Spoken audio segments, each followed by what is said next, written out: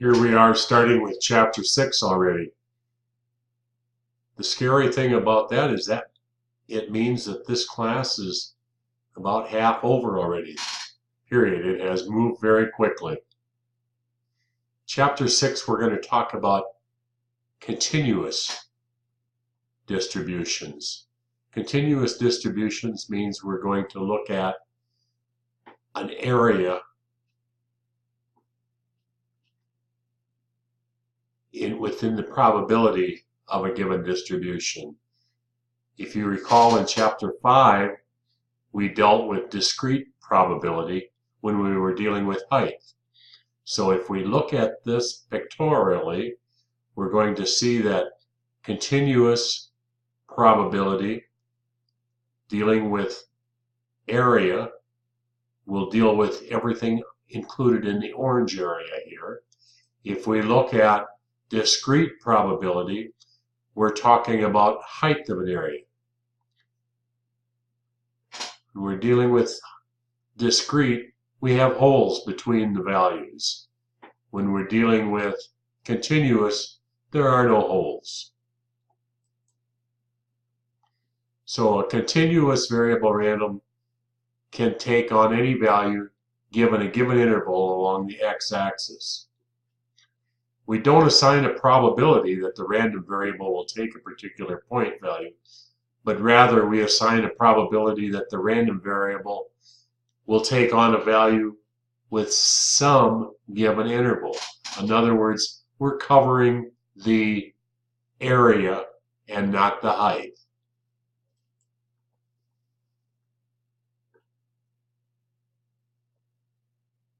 Well represented here. No holes or breaks along the x-axis. It's everything under that curve that's spoken to here. We're going to begin chapter 6 by looking at a uniform probability distribution.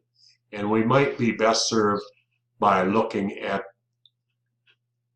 this. The total area is represented by the height times the width.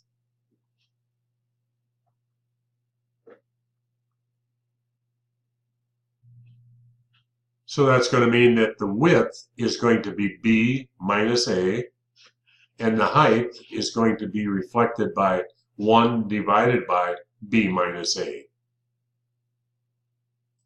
This again is a uniform probability distribution. So how do we look at that? We look at an expected value, and we learned before that expected value means the mean.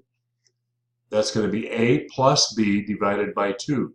That's going to be the middle of that uniform distribution. The variance, the formula, and you're going to ask the question, why divide by 12? That's standard formula we're going to use here. So if we look at an example of this, the useful life of light bulbs has a uniform distribution with values between 1500 and 1600. If we look at this, we're going to say that the total value is 1.0. And what is the probability that a randomly selected light bulb will last between 1570 and 1600 hours? So the total distribution b minus a is 100, but we're looking at only 1570 to 1600. So that's going to be 30% of that. So we're going to look at 1 divided by 100 times 30 equals 30%. 30% probability of this occurring is what that of the light bulb lasting between 30 and 70. I'm sorry, between 1570 and 1600 hours.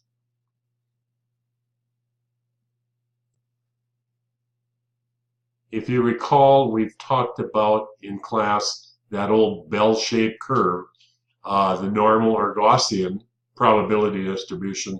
It's the most important in continuous random. It's one that we're going to use on a regular basis for the rest of the semester. So if we look at a normal distribution, the mean is in the center. The important thing is with this bell-shaped curve, we have 50% to the right and 50% to the left of the mean.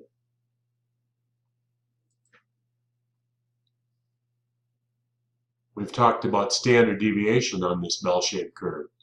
68.3% is going to be one standard deviation of the mean.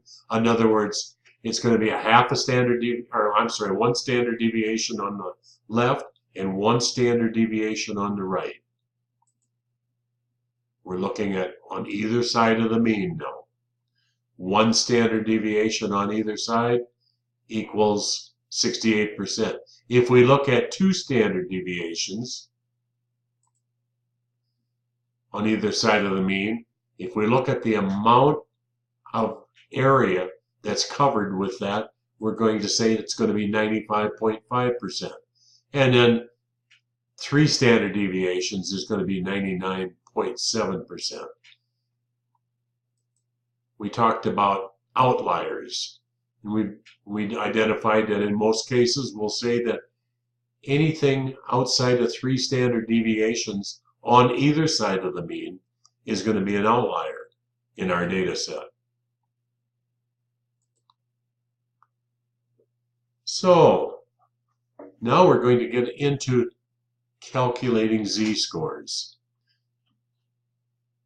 It's commonly used to designate the standard normal variance. So we're going to calculate that. It's going to be individual integer minus the mean divided by standard deviation. So in other words, how far is the individual integer from the mean is what we're measuring. And like before, we're going to have tables that are going to help us with that. In this particular instance, we can go to page 568 and 569 in our text and find the tables for determining how much of the bell-shaped curve is under the number of z-scores or standard deviations we are from the mean. And we can say that 1.2 standard deviations, a z-score of 1.2 is going to represent 0.8849.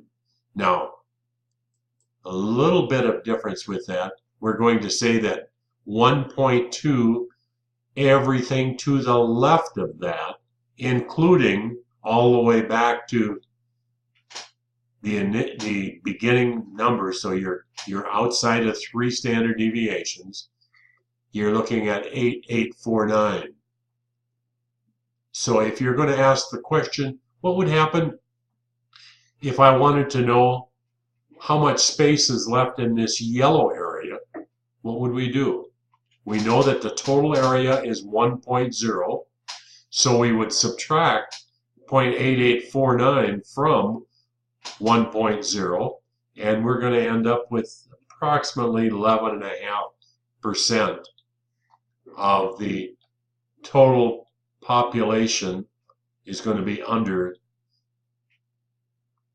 this yellow area that we're looking at here.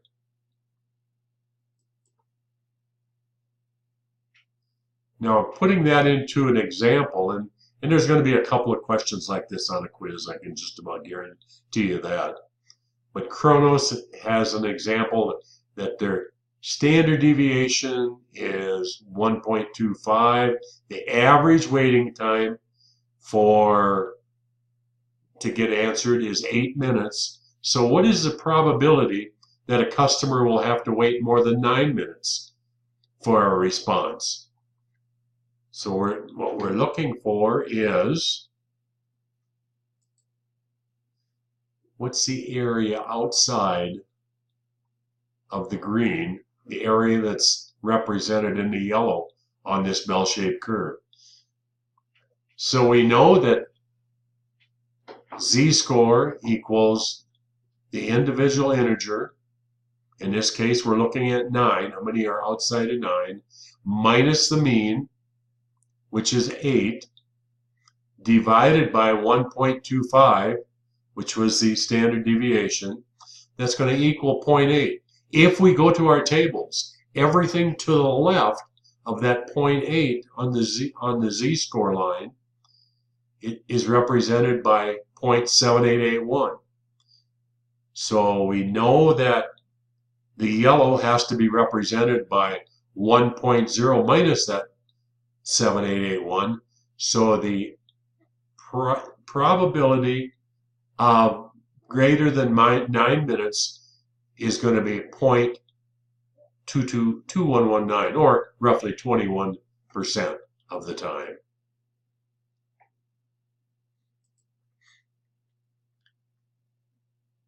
We got, if you go to the chart, we're going to know that 0.8, 0.800, not 0.82, not 0.83, but 0.80 is 7881.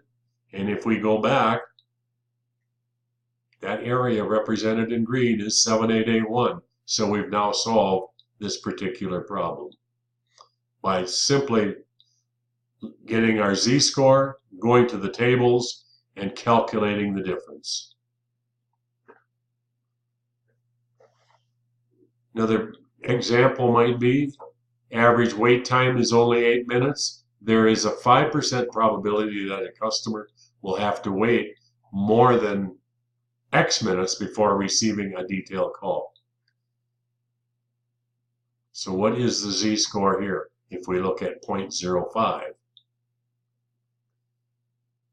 If we look at z-score, we're saying where does that fall on the tables that we looked at before? 90, and we're looking at 5%. So the other part of that formula, if we're looking at 5% to the right, 95% has to be to the left. So we're going to say that the z-score has to be 1.65. Going back, the area represented by 95%, the z-score is going to be 1.65. So now what are we going to do to calculate that wait time? It's going to be that same old formula, 8 plus 1.65 times 1.25, and that comes out to, the answer is going to be just over 10 minutes.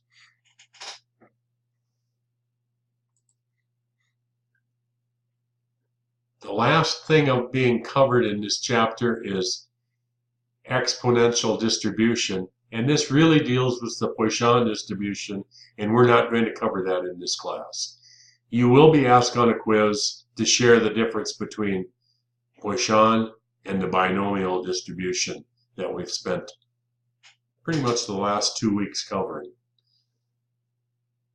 Well, this ends chapter 6. We're half done with the course at this point. Best of luck on the quiz as that's coming up. Chapters 4, 5, and 6, in my mind, are quite exciting, and I hope you found it that way as well. It gives us a foundation of what we're going to be using in all of statistics in all of our work lives